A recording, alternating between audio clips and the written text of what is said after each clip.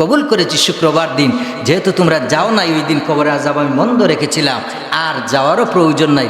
আমি আমার বান্দা বান্দিকে মাফ করে জান্নাতের ওয়াবশিরহুমুল জান্নাহ, তাদেরকে আমি জান্নাতের খবর দিয়ে দিয়েছি। বলুন সুবহানাল্লাহ।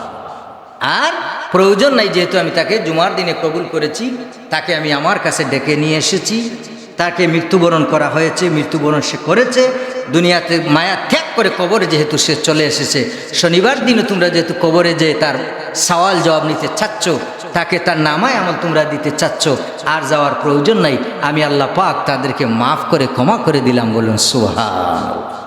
তাইলে আমরা কামনা করি কি, যে আল্লাহ পাক শুক্রবার দিন মৃত্যু দিয়েন, শবে কদরে দিয়েন, শবে বরাতে দিয়েন, ভালো ভালো রজনীতে দিয়েন। এই সমস্ত রজনীতে সময়ে যদি আমরা মৃত্যু আমাদের হয়, তাইলে আমরা আশা করতে পারি আল্লাহ পাক আমাদেরকে মাফ করে দিয়ে, রহমান এবং রহিমের নামের খাতিরে মাফ করে দিয়ে আপনাকে আমাকে জান্নাতের খবর দিয়ে দিবেন, ঠিক কিনা?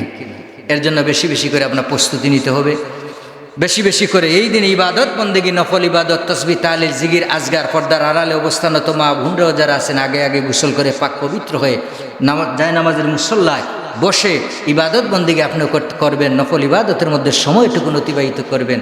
আল্লাহ পাক আপনাকেও কবুল করবেন, মঞ্জুর করবেন, ঠিক কিনা?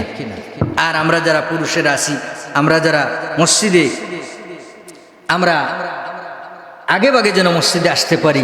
মসজিদে যদি আমরা আগে ভাগে আসতে পারি, আগে আসলে আল্লাহ রাব্বুল আলামিন বিশাল বিরাট সওয়াবের অধিকারী আপনাকে আমাকে করবেন। বলেন সুবহানাল্লাহ। এর জন্য মসজিদের সাথে সুসম্পর্ক রাখবেন, ভালো সম্পর্ক রাখবেন। মসজিদের সাথে যদি সুসম্পর্ক রেখে রেখে কবরে যেতে পারেন, এই মসজিদটাও কিয়ামতের ময়দানে আল্লাহ পাকের কাছে আপনার আমার জন্য নাজাতের জন্য সুপারিশ করবে। বলুন সুবহানাল্লাহ।